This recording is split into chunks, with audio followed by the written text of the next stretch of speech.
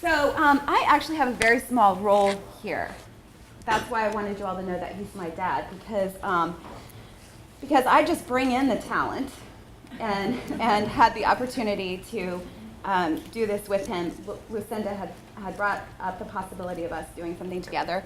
And so I asked him, I said the other day, we can just sort of roll with it. You know, we'll just do what we do. We're barbers. That's my favorite. We're barbers. We can just do what we do. And he said, actually, I have written it out. And so I said, oh, good, okay. Well, then he called me yesterday and said, here's your role. So you're going to tell them what I'm going to do. And then you can answer questions at the end with me. So it's also been a challenge being his daughter, by the way. But it's also an honor. So what we're going to do is we're just going to do what he's going to do, and I'm going to watch with you, is an overview, kind of a workshop for the first day of class, and then we'll do questions after that. So this is going to be an experiential learning exercise, and any specific issues or questions that you want to ask after he does his spiel, his shtick, his classroom shtick, we'll be here to answer questions, okay? So, Dr. Barber? Okay.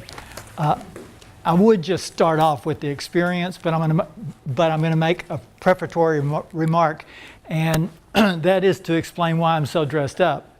I went into class this morning, and my students said, "We've never seen you with a collar before." And so that's why I have this collar on.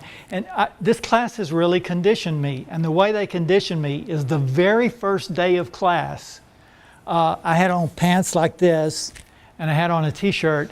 And one of the students said, "I love your t-shirt. That is the cool." And all the students said, "Yeah, that is the coolest t-shirt." So I swear, in 40 years of teaching, this is the first time I go in the morning and I go through all my shirts and try to wear a different t-shirt every day and try to pick out the coolest t-shirt. So this is the first day they've ever seen me wear a collar. So they were really surprised. So I've just come straight from class, and that's why I have this collar on today. So to explain that.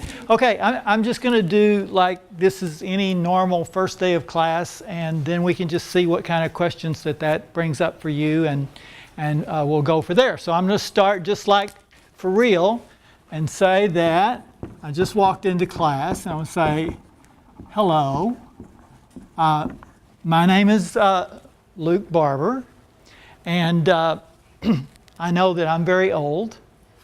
And some of you are very young, and you may not feel, I'm very comfortable with Luke, but if you're not comfortable calling me Luke because you're very young and I'm very old, then you can call me Dr. Barber, or you can call me Mr. Barber. And I have lots of other things. My mother called me Lukey Boy. I actually have a Vietnamese name that was given to me by a Vietnamese Zen master, which is Chan Dai Han. If you'd like to call me Chan Dai Han. One person in the universe that I know of calls me Daffy. I'm comfortable with just about any name that you'd like to call me. So, first thing I want you to do is I'd like for you don't need to use like a whole piece of paper, but just if you've got a little, just a place where you could jot down one little thing. What I want you to do is I want you to quantify the level of anxiety that you feel at this very moment. And then I want you to just jot it down so you can remember where you were when we started. And to quantify it, and I'll do the same thing if I can find a pen. Oh, you'll let me use your pen. Okay, to quantify it, so we're going to quantify it between 1 and 10. So if you put 1, 1 would be that even though this is probably your first philosophy class, this may even be your first class that you've ever taken in college. Okay? Or I may just be scary looking to you. I want you to quantify it with 1 being you're so relaxed that you feel like you might have had a couple of Xanax before you came to class and a couple of beers. All right? So that's a 1. And a 10 is you're so anxious that if I should ask you a simple question, something simple like, what's your name? That you might get up and run out of the classroom screaming. All right? So just take a second.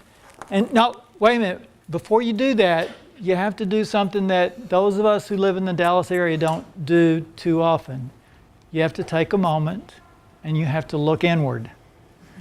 And you have to ask yourself, how do I actually feel right now? How anxious do I feel? And then quantify that. Okay? So I'm going to say, what's your name? Camille Davis. Camille? Are you trying to look at my number? No. Okay, don't peek. I won't ever ask any of you what your number is. This is just a private thing for yourself, but okay. So I got it. Now, does everybody have their number down? Okay, is there anyone in here that can give us a short definition of a rhetorical question? Anybody? Anybody feel comfortable giving? Yes, go right ahead. A rhetorical question is one which you do not actually wish an answer to. All right, excellent. A rhetorical question is one that you ask, but you don't really expect anyone to answer it. Let me tell you from the beginning of class, generally I don't ask rhetorical questions. So, when I ask you a question, I expect you to answer. So let me try that again. Everyone have your number down? Yes. Thank you very much. Okay, now what I want to do before we get started doing anything else, I would like to play a game. And what I want to do is I want to play a game with you that I invented. It's called the perception game. All right?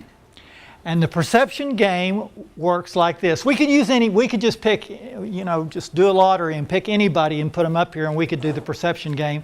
But since I get paid the big bucks to be here, I'll be the one that we'll use for the perception game. All right? We're going to play the perception game, and this is how it works. I'm going to ask you a series of questions. And perceptions, those things that come to you through your senses, they're ideas that you have that come to you through your senses. In other words, you're going to look at me. It's doubtful that any of you are going to touch me or smell me or do any other things. So you'll probably just use the visual perception. Use your perception and answer the question, or what you believe the answer to the question to be. Now, a rule for this game is, I don't know who might know or who might not know the answer to the question. So, if you know the answer to the question, don't answer. That wouldn't be perception, that would be knowledge, right? You would have some factual information. But if you don't know the answer to the question, then I want you to attempt to answer the question based upon your perception. I learned this a long time ago as a student. It's really cool. You can figure out what teachers do with students and you can figure it out. I figured out that they never call on people who know the answer. So when I knew the answer, I always went. But when I didn't know the answer, I'd go, and then they'd call on me and I would get to know the answer. So if you don't know the answer, attempt to answer.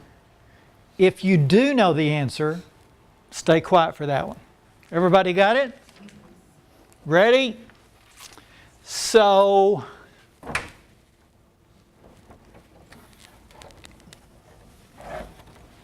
thought maybe I'd located some faulty equipment at Eastfield. No,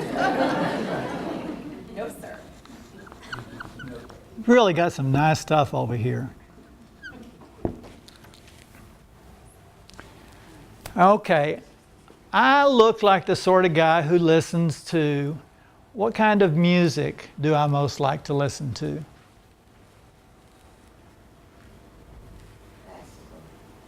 Classical?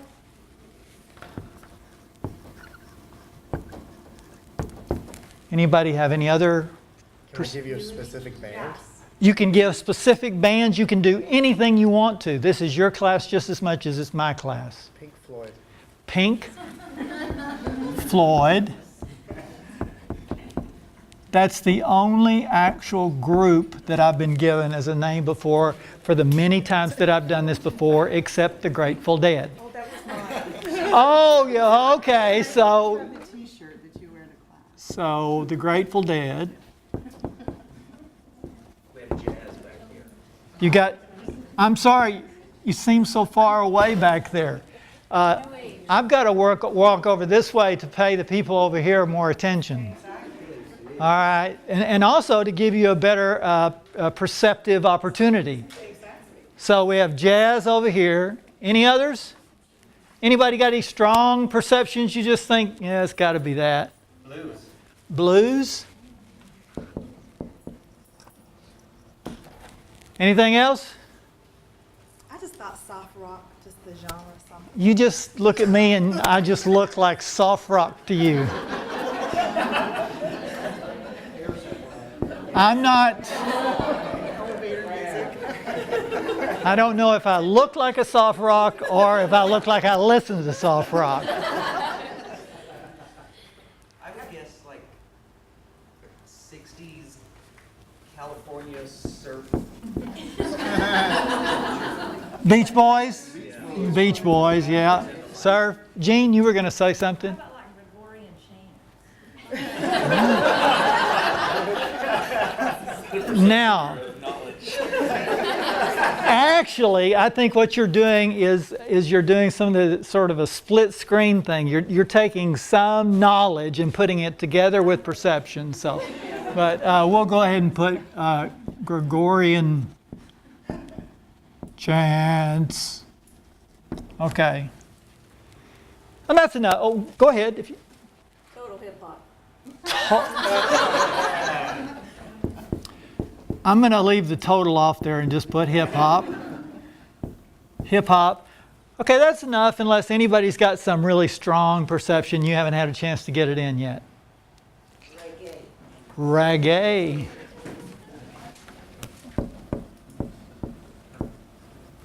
The Bob Marley shirt was a t-shirt I wore the first day of class that I was telling you about that they like so much. Any others? Okay, that's good, that's enough.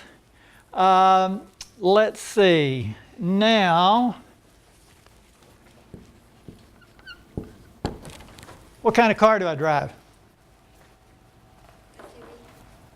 I'm sorry? SUV. Yes. An SUV. Prius. Yeah, the hybrid.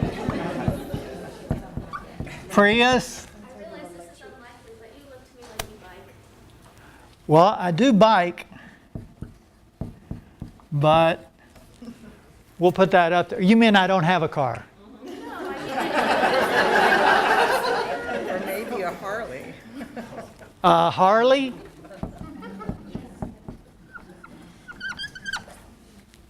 VW bus. A VW bus? That goes with the 60s, sir. Any other strong perceptions about my mode of transportation? A Honda. I think that's what you said. Yes. Okay. High-end. An Audi. A high-end Audi? Audi, yeah. Are there both high-end and low-end Audis? I really like, this is one of the best classes I've ever had because you really have all kinds of ideas about what I might drive. Yes? I think you drive a replica of the Scooby-Doo Mystery Machine.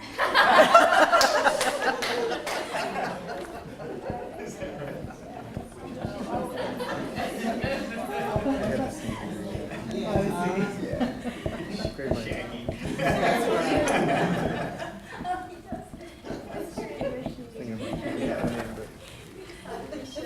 Okay. Any other? That's enough.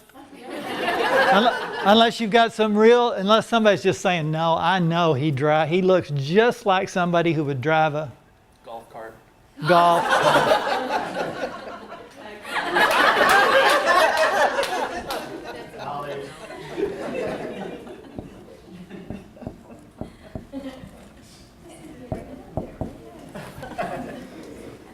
Okay, let me ask you some others here. At this very moment,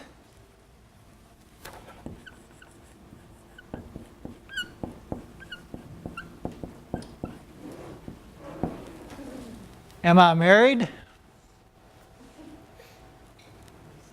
Single. Some people said yes. And I guess the person who said single, who was that? And what's your name? Mary. Mary. Mary Forrest. I'm only going to learn first names in this class. So Mary, you said I'm single. So that means no, I'm not married, right? That's right. No, you're not. Right. And what that does is that gives us a look at Aristotle's, one of three of Aristotle's laws of thought, the law of excluded middle. I'm either married or I'm not married. Those are the only two options. You're either pregnant or you're not pregnant. You can't be a little bit pregnant. So either yes, I am married, or no, I'm not married. So let's see, just a couple more. What other categories shall we try? How about, I haven't tried this one before. I got an undergraduate degree back there some time at point in my life. So either by the name of the college that I went to or the part of the country, like you went back east to get your bachelor's degree or whatever. So where did I get educated for my just my bachelor's degree? What I look like I went where? New England. I went somewhere up in New England. I put you as a Berkeley person. I look like I went to Berkeley. Yeah, I was thinking West Coast. West Coast. If it isn't Berkeley, it's what do they call it? Contra Coastal Community College. No, you can't get a bachelor's there. Okay, West Coast. Any other strong perceptions? You think in the Midwest? I look corny enough to have gone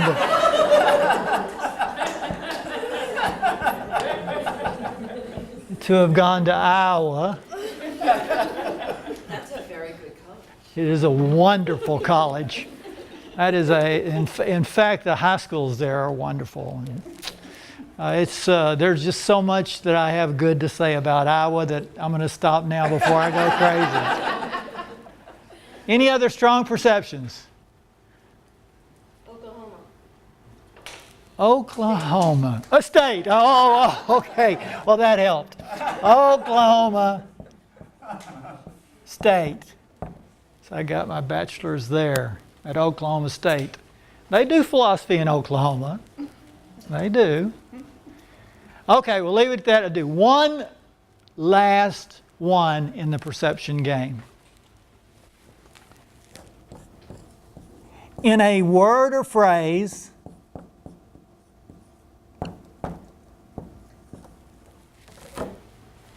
my politics. He looks like a guy who's or this. Educated. That's never a word I've heard associated with politics before. But I'll put it up there. Educated, independent,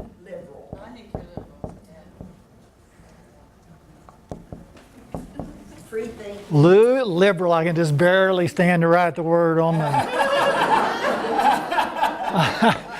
the board. Liberal, and somebody said a free thinker. There really were free thinkers, you know. A free thinker.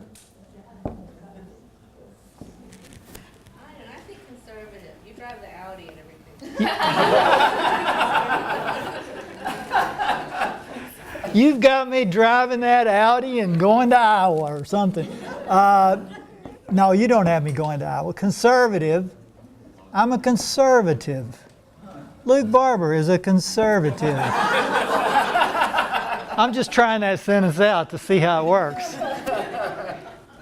Okay, any other strong perception? Flexible's not something I've heard recently with politics either, but in other words, some days I'm a conservative and some days I'm a liberal and some days I'm educated. Flexible. Okay. Now,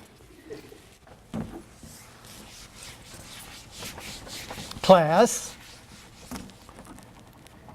I want to process my game with you. That is, I want you to tell me, what do you think about my game? It made my number go down. The anxiety number. Well, it did. Made my anxiety number go down too, which I think is an important thing for all of us. I was going to appoint somebody to tell me to be sure and come back to that number, but one of my goals for this class, for the entire time that we're in here, and we're going to be meeting in here from now until December, every Monday, Wednesday, and Friday from 9 o'clock, 9:05 to 10 o'clock, we're going to be together as a community. And one of my goals is that number that you wrote down is as low as we can possibly get it. And sometimes it's going to go up. Sometimes it's going to go up because I'm going to ask difficult questions, because this is philosophy. And we ask very controversial and difficult questions in philosophy. But you have my permission to do this. At any time I start to bother you, when I start to cross-examine you, all you have to do is say to me, Luke, you're scaring me. And if you say, Luke, you're scaring me, I will back off and try to come forth and do it and scare you in a different way than I did before. But that's a very good point. It does, when we begin to play, it makes that number go down so that we're not as tense as we were before, which is a wonderful thing. And my goal, I don't know if I want to keep us on Xanax all semester, but my goal is that we all keep that number as low as we can possibly keep it throughout the semester. Okay, what else do you have to say to process my game? What do you think about my game? Engaging. What's that? Engaging. It's engaging. I take it that means you like the game okay. Like the game, you've got audience participation or student participation. Okay, I got students to start right off participating, so you like that about it. Anything else? Yes. What's your name? Rose. Rose? Yes. Thank you, Rose. What do you have to say about my game? It reminds me of something I learned in social psychology class, where people's brains process information from folders of information until they can decipher through the files. The folders are built based on past experiences. Uh-huh. And so you have an initial perception, Uh-huh. and until you dig deeper, that's all you have to go from. Is your initial Yeah. experience. Yeah. You know what I think you just said underneath all that to me, Rose? Is that I didn't make this game up. That's okay, I rip off from the best too. Yeah, well, I always think it's good to rip things off from the best. You all know that I didn't make this game up, right? Right? Who's a comedian that said that? I steal from the best. Who was that? I can't remember. Somebody said that, yeah.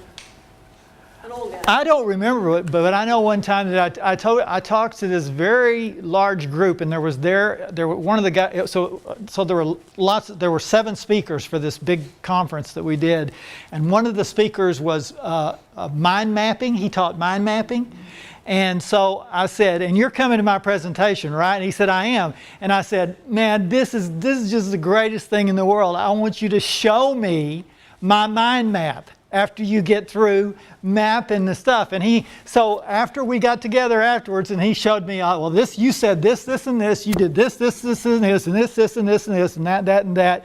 And then he had this big circle down here. And I said, yeah, what's that? And he says, this is all the stuff I'm stealing from you. Okay, the fact is, I didn't make this game up. In fact, isn't this the truth? We play this game all the time. We're constantly playing this game. In fact, I was just up in my office, and I get nervous before class, before I come to a first class. And I was just up in my office, and I had my hands folded, and I was sitting there, and I said, okay, I know what I'm going to do in class today. And I said to myself, I know what they're going to do when I walk in, too. They're going to play the perception game. And they're going to play the perception game on me, whether I do it or not. And that means that they're going to decide, well, let me get to a point here to say, is there anything wrong with this game? Yeah, well, I mean, exactly. We have perceptions. We can't stop having perceptions, so it's how we function. But isn't this something that we do with the game? Don't we make movements from perception to judgment? And would I be speaking in too gross a terms if I said that the judgment is okay or not okay? Would you all say that that's fair? And I want to make sure I ask you over there, would you all say that that's fair? That we move from perception. Okay, he drives an SUV. That's not okay. All right? Or, gee, he drives a Prius. That's not okay. Or else that's okay. Right? And so I'm up in my room with my hands folded thinking I'm about to go to class, and I'm going to walk in, and if I never even mention the word, every student in that class is going to be playing the game on me. And when I come in and set down my briefcase and I miss the desk accidentally and it flips over on the floor and everything falls out over there like that, several members of the class are, oh boy, here's a winner. This guy's not okay. Right? So I know that every move that I make, you're making a judgment about me, or you're likely to be making a judgment from your perception to make a decision if I'm going to be okay for you from now until December, or if I'm not going to be okay. Or sometimes not now till December, sometimes now until when I can get out of this class and go drop the class immediately. Right? Now, the question is this. As soon as you get through with me, who do you start to play the game on? Exactly. You start to play the game on each other. And how do you think that affects a classroom? We all know it. These are all things we know at a very subtle level. So we know that if I right off say something and somebody says then to themselves, oh, that person is a this. They're not okay. Then what am I likely to do often? Excuse me? Exclude them or ignore them. Discount them. I might discount them, but you might discount them if you're playing the game on them. Yeah. But what might they do? Oh, what might they do? Turn it back on you. They'll judge you as well. Well, sure, they're probably playing the game too. But guess what? If I just sit over here and say nothing, all I have to do is hide, and nobody's going to be saying whether I'm okay or not okay because I don't say anything. And so I think it absolutely ruins a class for us to play the perception game on each other, because we're going to decide whether we're okay or not okay on the flimsiest things. You disagree with me on some very important issue in philosophy. So therefore, you're not okay. So it's better that I just sit back and not tell what my position is. And I don't think that that makes for a classroom that will really be a thriving classroom. And that's not the classroom that I want us to have. And so here's something that I've noticed. What do you think happens when I go out with my friends and, wait a minute, I don't want to exaggerate. What do you think happens when I go out with my friend? Okay. And I say something really stupid. How do you think my friend responds? Just imagine how you think my friend might respond. There you go again. That's Luke, boy. There you go again. But what? Except she's still, yeah, it's okay. You're still okay. That's the definition of what a friend is. So I can say, I mean, unless I say something like, I'm going to start abusing children or something like that, my friend is going to say, that is the stupidest thing that I've ever heard any human being utter from their mouth, but you're still okay. Okay?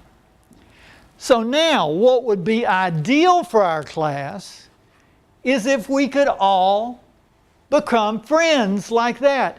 That isn't going to happen. All right? So what I want to do, this is my goal. My goal for this classroom is that we get to know each other as well as we can know each other, and this is at the very least. We have, it looks like about 35 in here in our class. No, the fire marshal won't permit that, so we only have 32. We have 32 people in this class.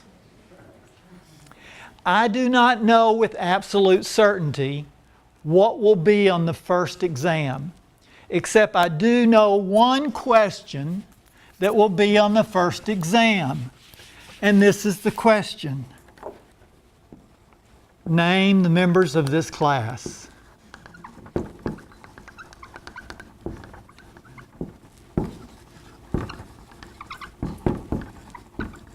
And I never ask students to do something that I wouldn't ask myself to do or couldn't do myself. So when we take the first test, and that'll be the 4th week of school, on the 4th week of school when we take the test, everyone in this class will be tested to see if they know everybody's name in the class.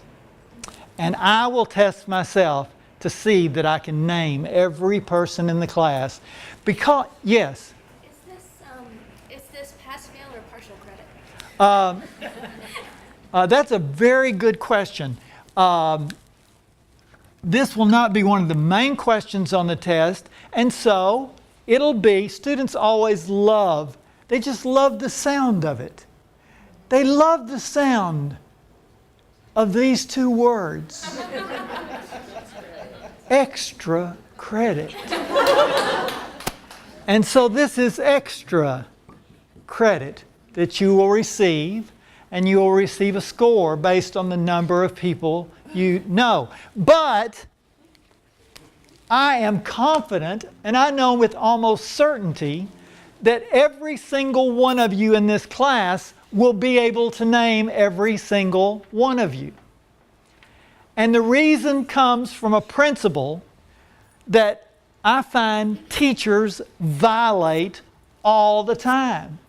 And I will try my best to never violate it. And that is, do not test until you teach. Yeah. I got tested before I was taught. When I was in the 1st grade, we didn't have kindergarten back in those days. Those was a long time ago. They didn't have kindergarten, so I went in the 1st grade.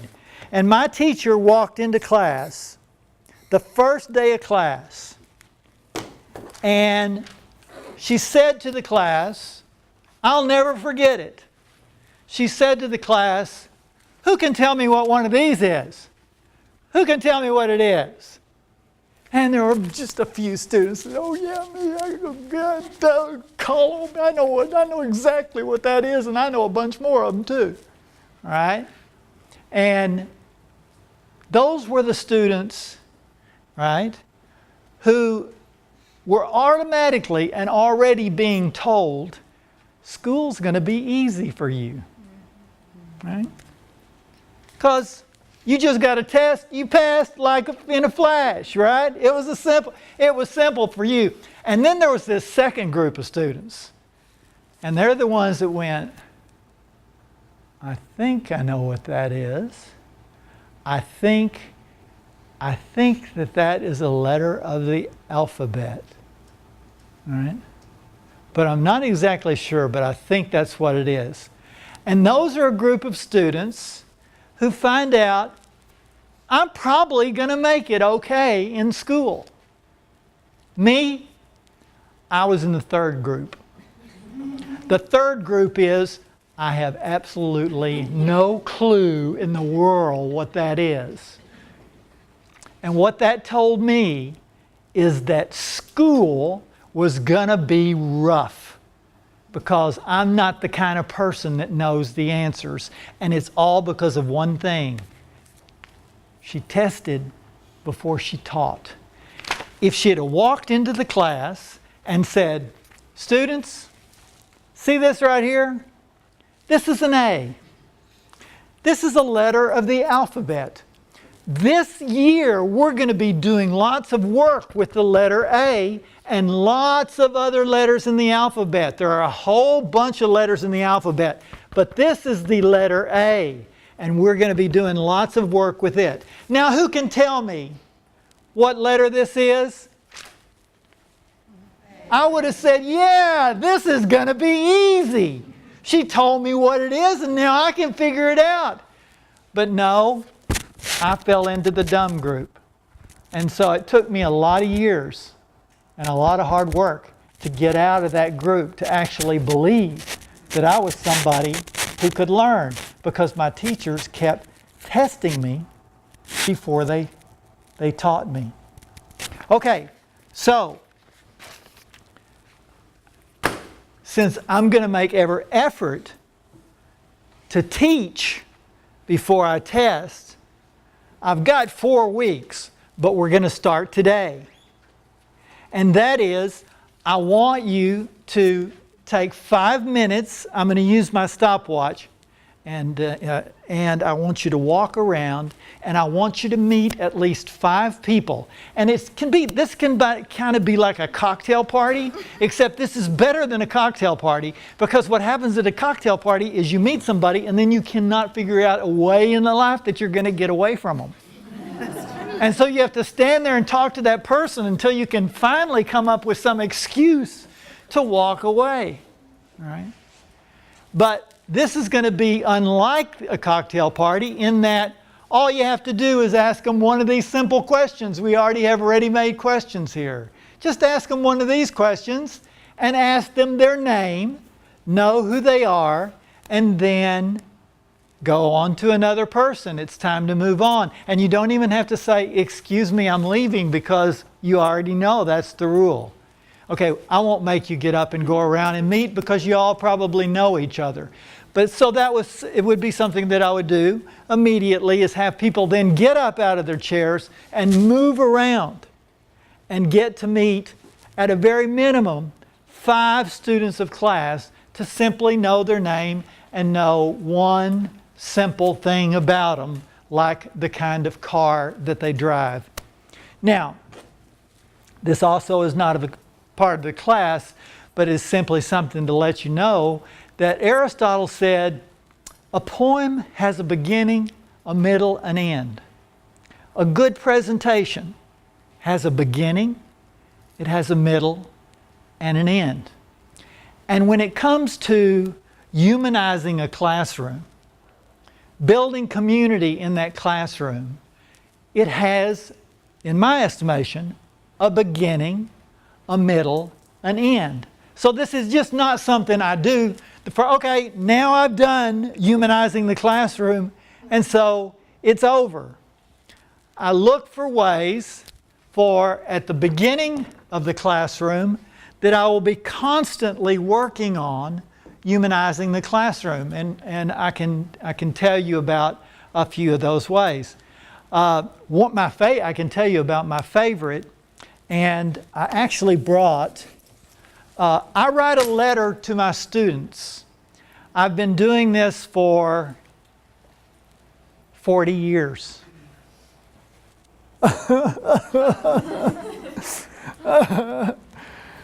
For 40 years. And so 3 years ago when I retired, so I write a letter to my students, and this letter it doesn't say, and here's the textbook, and here's the, this is a letter that is about me. It's about my life. Because I want my students, there is no way that we can have a humanized classroom unless they know that I am a human. Because students, and I think this starts in the first grade, they think that we go into a locker at night. And they think we come out of the locker. And the reason I think that is because when I first started teaching, students would come up to me and say, do you have a paper clip? Do you have a pen I can use? Do you have some scissors? And I wanted to get one of those big work belts that workers use.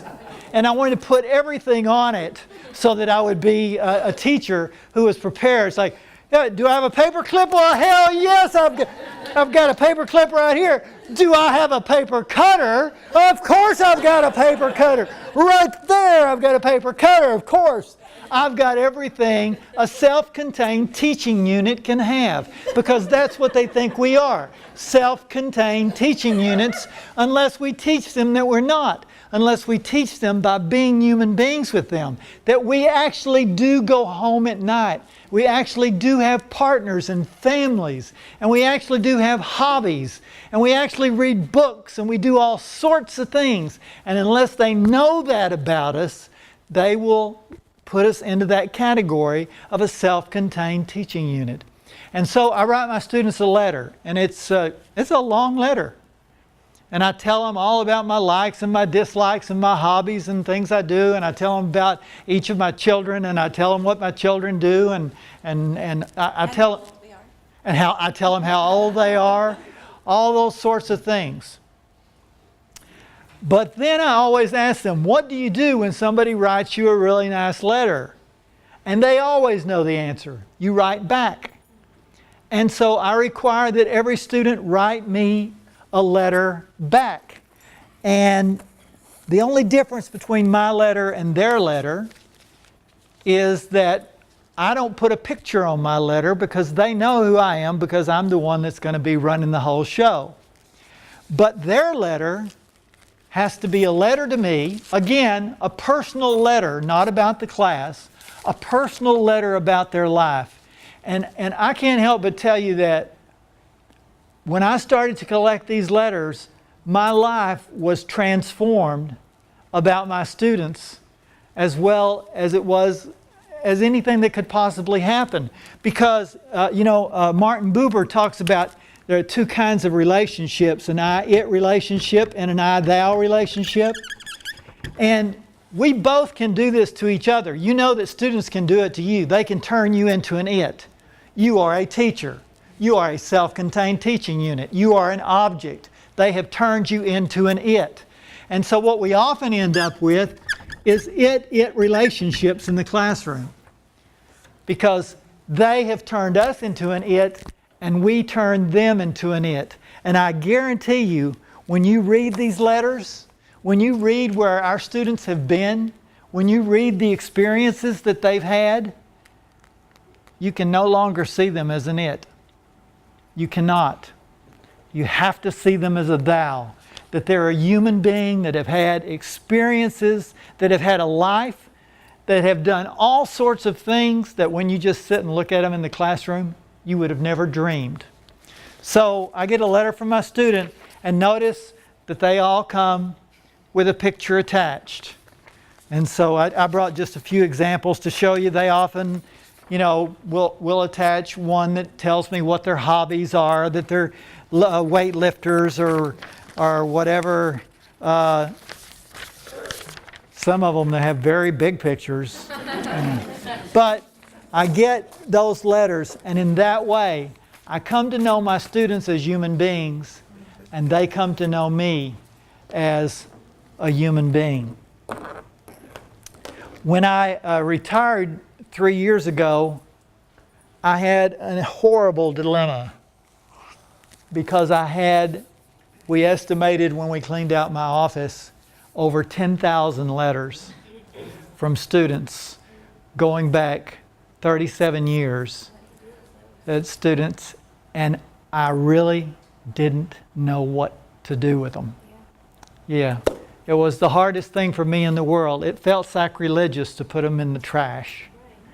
And yet, what am I going to do? Take 10,000 letters and put them in my desk? You know, it was a real problem. So the letter is one thing, but I don't stop there. I continue to work, remembering beginning, middle, and end. And you all know, I'm sure, many ideas and have many ideas and techniques that we can do that. But it's not something that you just do at the beginning of the class and then it's done. I can talk to you later if you're interested in some of the things that I've done in the middle. And a class also has to have an ending. I always tell my students that I wake up on the last day of class with just a little bit of sadness because the relationship is ended. We'll never be the same again. We will never have that experience together. You're going to leave. We're never going to be together as a class again. And so I always have some sort of closure activity, which is also a part of humanizing the classroom. I'll tell you my absolute favorite. My absolute favorite is appreciation. I call it appreciations and regrets. And I just sit in a big circle in the room and go around the class, and each student has to say one thing they appreciate about being in the class. It can be about any other student. It can be anything whatsoever. And one thing they regret. And I have to be honest, the reason that I love it so much is because inevitably I see students take responsibility for themselves. They say the one thing I regret, it's always about something they failed to do. They wish they'd studied harder. They wish that they had done such and such. They wish that they had done whatever. And I really think that that's a wonderful experience to go through, to see not only what they appreciated, but to see the things that they regret. Okay, I'm going to shut up for now. That's enough demonstration for me. And we can turn it back over to Rachel, and she can facilitate questions, comments, concerns, compliments. That's enough. I always start this, my classes, when I walk into class, the first thing I say is questions. And if they have no questions, I say, for God's sakes, this is philosophy. That's all we've got are questions. That's the appropriate answer, questions. Second thing is comments. Do you have any comments to make? One of the things I learned a long time ago is it's very hard for students to attend class. This is just an example. It's very hard for students to attend if the guy sitting on the back row, his wife just had a baby, and he's got nobody to tell. And so by asking and saying, comments? Any comments? Anybody says, yes. I have a new father. He can attend class then. So I always say questions, comments, complaints, and then compliments. This semester it's all about t-shirts. So I'll turn it over to Rachel and she can say if you've got any questions, comments, complaints, or compliments. Yes. Turned over officially. Done. Well, done. One of the things that I think is obvious, if you guys know me, after watching my dad, you probably, or observing what he's done in this demonstration, you probably know a little bit more about me and recognize where I get some of my own shtick. Because he certainly influenced me my whole life. When I was working at Richland with him, and if people would find out I was his daughter, or he would send me into class uncredentialed to, I was a philosophy student for my whole life, so I'm never uncredentialed to teach his class, actually. But I would go into his class if he wasn't able to make it, and students would say, I would go in and follow his lead and say, do you have any questions, any comments? And they would say, yes, what was it like to have Luke Barber as a father? And it was great. It was great. So, and I learned a lot. So I think that we have just a little bit more time to feel. Can I tell a quick story about that? Sure. And some of you have heard it when I spoke here before, but it is very funny because, and this just happened the other day in class. Students said, it's hot in this classroom. It's always hot in this classroom. And I said, that makes no sense whatsoever. And he said, what do you mean it makes no sense? It's always hot in this classroom. I said, no, it's not. That's like taking a knife and sticking yourself in the leg and saying there's pain in the knife. And he said, what? How's that? I said, well, you're having the experience of being hot in the classroom. It's not hot in the classroom. If somebody came in from a completely different climate, they would say, my, it's quite comfortable in the classroom. So it's really couldn't be both comfortable and hot. It's the experience you're having in the classroom. And he kind of, oh yeah, that kind of makes sense. I can kind of see that. And so one time I asked Rachel to substitute for me when I had to go and make a speech. And she walked into the class and the first thing she said was, it's hot in this classroom, isn't it? And one of the students who was sitting in the first row said, that makes absolutely no sense whatsoever. That's like taking a knife and sticking yourself in the leg and then pulling the knife out and saying that there's pain in the knife. And Rachel turned and said, welcome to my life. You always do that, hands on hips, when you impersonate me. So now the part of the program is an opportunity for you to ask questions. I think my dad also assumed that I would have some responses to share as well about being a teacher in the classroom, but you can come and talk to me anytime. So take advantage of having him here, ask questions or offer comments. I have a quick question on your appreciations and regrets. Do you do that at the end of the semester, or do you do it at other times? I only do it at the end of the semester. Yeah.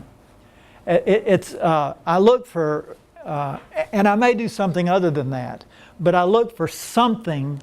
We don't just come to class the last day and not have closure.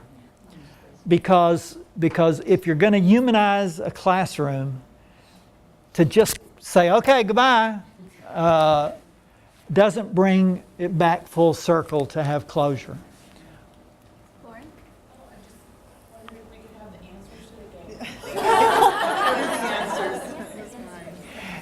You know, that's so funny because the answers don't really matter in part of the game. I'll be glad to answer. I'll be glad to answer them, but and students always want to know the answers too. Music that I listen to, is he 42 now? Kevin? Huh? My 42-year-old son is a musician. And pretty much every t-shirt that I've worn to class is his. But he's taught me to have a really eclectic taste in music because he has a very eclectic taste in music. And so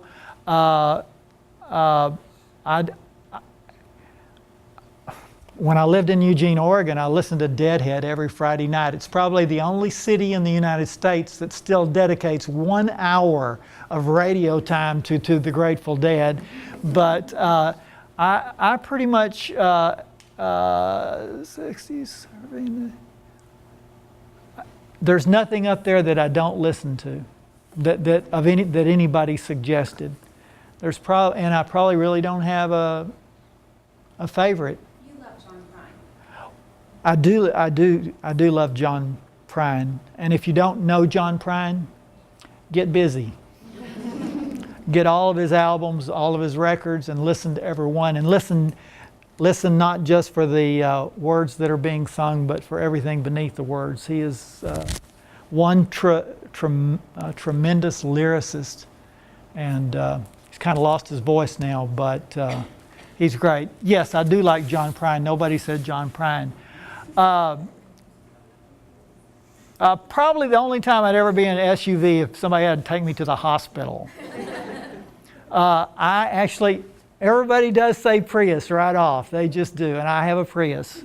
And I also have a bicycle. So I ride a bike and a Prius, and I've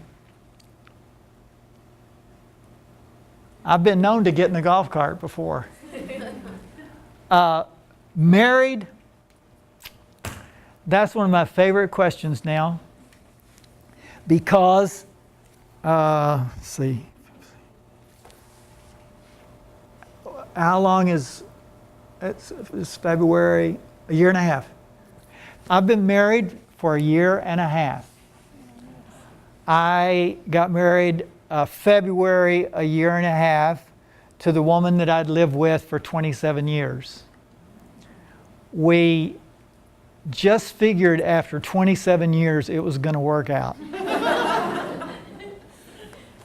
So we did. We did. We did. We said, you know, it really looks like it's going to work, so we might as well go ahead and tie the knot.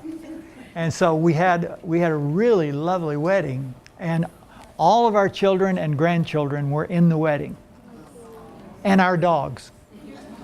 Yeah. So I'm married. Schooling, nobody ever guesses this. That's so strange. SMU. As an undergraduate, I went to SMU. I had to kick and scream to get out of Oak Cliff. And finally, kicking and screaming, I got out of Oak Cliff and got to SMU. And politics, I am a radical. That's how I would, if I had to explain myself in one word. I really try, and I'm doing much better than I was when I was a freshman teacher. Because back then, some of you are too young to remember, but back then General Motors was the enemy. And it was, so goes General Motors, so goes America. That was the saying. And I was in class one day talking about, this was my first year of teaching. I'll tell you I've never had really many student complaints in my entire teaching career. Did you ever get any complaints on me? No. I never got many student complaints, but I got 2 serious ones where the president called me to his office the first semester. And the first was on the General Motors thing. I was talking in the classroom about redistributing the wealth. And so this student said to me, I thought it was a lovely question, said, well, how exactly do you get General Motors to redistribute the wealth? You're just not going to go up to their front door and get them to redistribute the wealth. And I said, no, when you go, you've got to take a gun. And I was totally joking. So he told his father, and his father called the president, Ed Biggerstaff at the time, and Ed Biggerstaff called me in the office and he said, I heard that you have been advocating violent overthrow of the government in your classroom. And I said, no, I don't believe in violent overthrow of the government. I believe in peaceful overthrow of the government. So that was the first one. And the second one is, and I don't know why we did this. We should think about this, we should rethink this policy. Years ago, students had to come to us when they wanted to drop the class. They had to see the teacher before they dropped the class. And then you had to sign that it was okay for them to drop the class. And I absolutely love that. Because it gave me the opportunity to find out why. Because many times with my class, especially since I was teaching several classes of logic at the time, they were dropping because they were lost. And I said, guess what, to this young woman who came to me. She said, I need to drop the class. Would you sign for me? And I said, well, why are you dropping the class? And she said, I'm just totally lost. And she said, and I said, you got to be lost before you can be found. And everybody else is lost too. You're really not behind everybody else. Hang in there. The drop date's still a good ways away. It was earlier, by the way. I wish you'd moved that back too. I'm getting my points in while so I said, so don't drop the class. And you're going to make it. I really believe you can make it. And so she seemed enthusiastic and she left the class. And later that afternoon, I got a call from her husband. And her husband said, I'm so upset with you. And he started chewing me out. He said, my wife came in to drop your class and you wouldn't let her drop the class. And he was just giving me all kinds of hell. And I said, hold it, never mind. Just send her back in and I'll sign it. She doesn't need logic.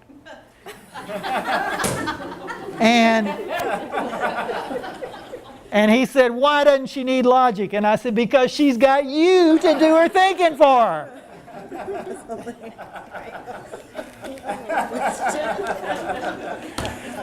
Ed Biggerstaff called me in his office again for the second time. There was nothing else you could have said right then. That's what you had to say. It seemed like the thing to say to me too. That's why I get myself in trouble. I wondered about what you're saying about not testing before you teach. Yes. Does that mean that you don't advocate giving any type of assessment for where they are when they come to you? Because what I teach, I have people I have a large variation of skill level. Uh-huh. And so there's times when the first week of school, I've had them write something and turn it in so I can see where everybody is. Yes. Yes. So is it just publicly we shouldn't do that, or just Yeah, never? I think clearly sometimes we have to assess where students are, and if there's a way that we can manage it so that we're not teaching students stuff they already know that they don't need to know, and we are teaching what the students do need to know because we've done a good assessment, Right. then obviously you'd want to do that. Developmental writing. So in developmental writing, a good way to do an assessment is to have them write you a letter. So that way they're doing a getting to know you exercise, and you can assess their writing skill level with that getting to know you exercise. You just decide what the framework for that is. But it's no pressure on them, Right. because you're having them do something that you might have any other student do.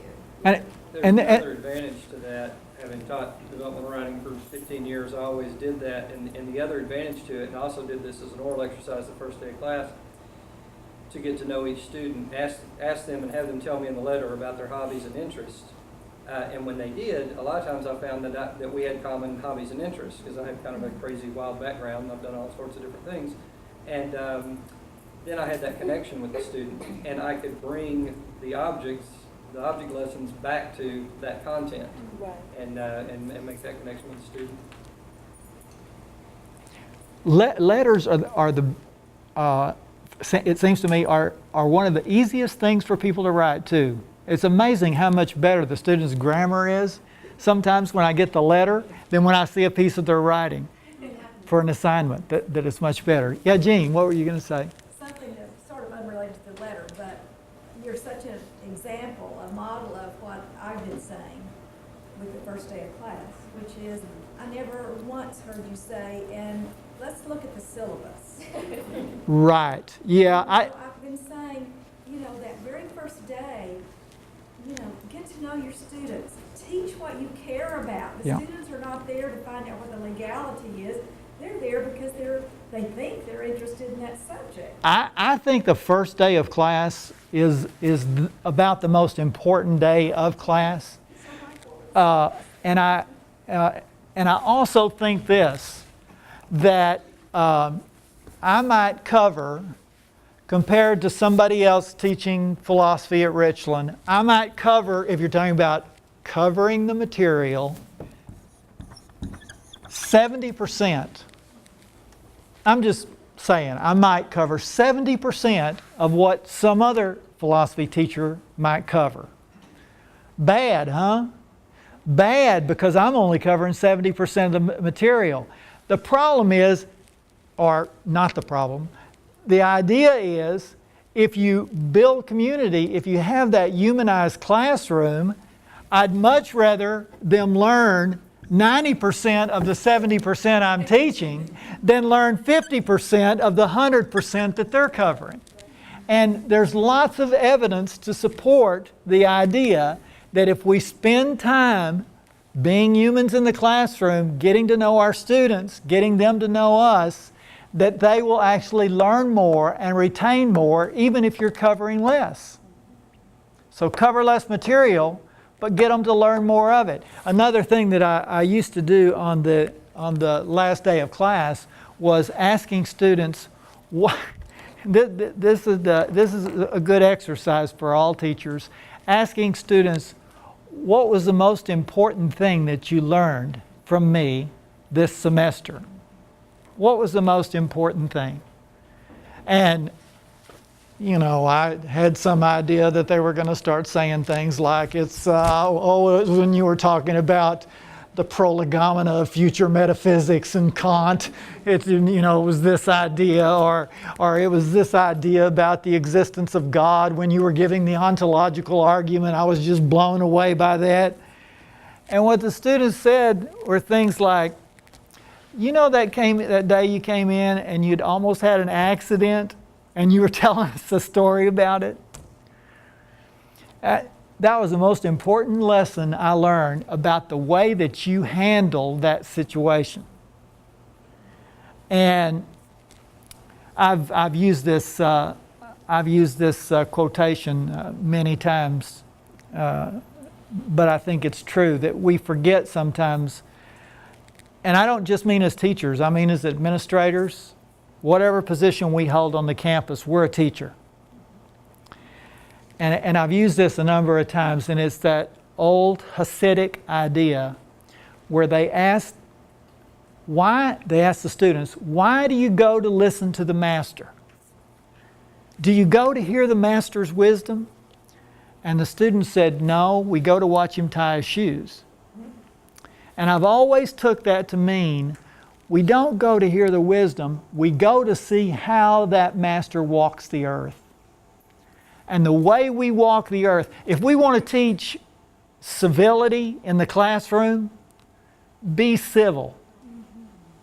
That's how you teach civility in the classroom, even when people aren't necessarily civil themselves. You teach them how to handle a situation of being civil with an uncivil person. And that's a great lesson for our students in teaching civility. And that just cuts across the board. There's so much we teach. And I feel like I ought to add right now is that, not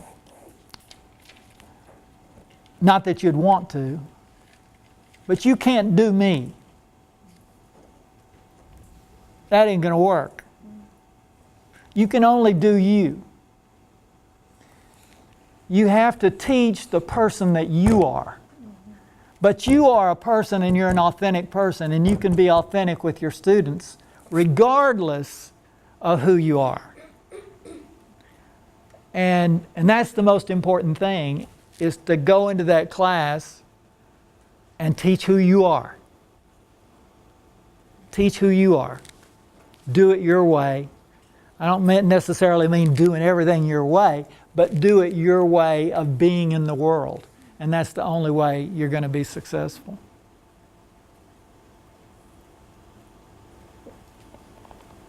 Yes, ma'am? I was just wondering if you had any thoughts on keeping the students' minds more or less on the subject matter while you're doing these kinds of things. Oh, God, I have the hardest time keeping me on the subject matter, much less keeping their minds on the subject matter. I decided this in 1973 when I first walked into a classroom. 1975 when I first walked into a classroom. I decided that I was going to have to be better than TV. You know, because that was the only way I was going to be competitive in the classroom. And so I try to keep my students actively engaged in doing stuff and lots of different stuff. I also, something that I sometimes do, have done, is do the LSI, the Learning Styles Inventory, to find out the learning styles of my students. And then put all the students in the groups with their own learning style and ask them to design the course. And so one learning style comes back and says, we're ready, we want you to lecture the whole class. Just lecture, we'll take notes, you give us tests. Go to the next table, and the next table says, we only want to do group work. We only want to be, engaged with each other, and we'd be just happy as we could possibly be if you would just stay out of it as much as possible. And others wanted to be able, the reflectives wanted to be able to give us this, and we're going to go off and reflect on it, we're going to come back and we're going to do this.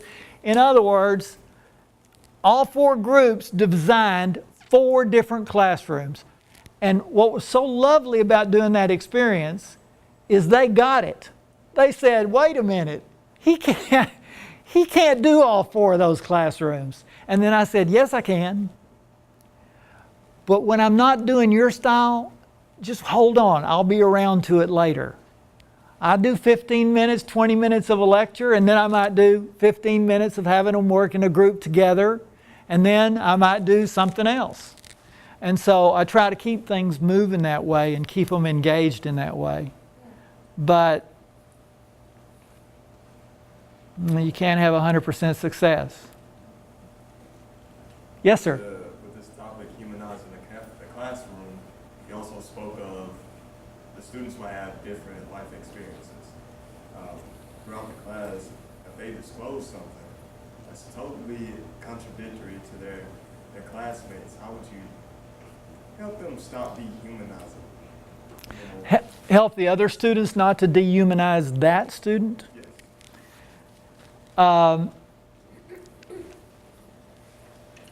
This sort of, it seems to me, goes together as sort of a whole picture. And if you started out there where one of the things that community is going to have is respect for each other, regardless of our differences and regardless about, what we think, that you're still okay, that idea that you're still okay, that's about the best that I think that you can do.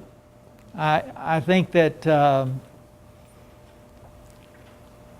I'm not going to make every student into the ideal human being who is totally understanding of every other person with any kind of exercise.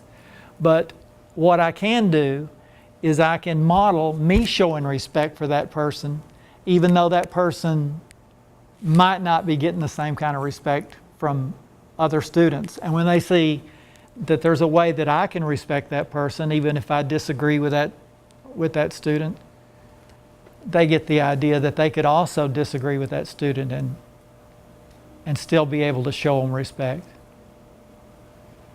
I don't know if that's a very satisfying answer. Something to think about. It's the best I've got. Or it may not be the best I've got, but it's the best I can come up with right now. I think that we're at the end of our time. Oh, really? I know. Just flies. It's 3:30. Any, do you want me to say it again? Comments, compliments, concerns? Anything else? Any last questions before we go, before he goes? Try not to say that about your father. Sorry. Before he leaves campus? Try to just say before we stop. When you start saying, you got any questions before my father goes? Right. I have that feeling. Always good to choose words wisely. All right, I think we're done. Thank you all so much for coming. If you have thoughts after, you can always... Oh, the letter. if you want a copy of the letter that I write to my students, I left a copy with Rachel, and you can get a copy of it if you just want to look and see. I mean, don't read it because you want to know about me, but read it because, to see the kind of letter I'm talking about. I can scan it and send it to you too. If you don't want to stop by and look at it. Right? I can give it out. Well, I was thinking, do you have a Xerox machine over here at Eastfield? Actually, we've got all the fancy stuff. Well, I was thinking you might photocopy a copy for somebody if they wanted it, but if My you... photocopy machine scans Oh. and sends it directly to my email. Oh, okay. Well, if you have it down, you figure it out. You're the dean. Thank you, Dad. Thank you, Rachel.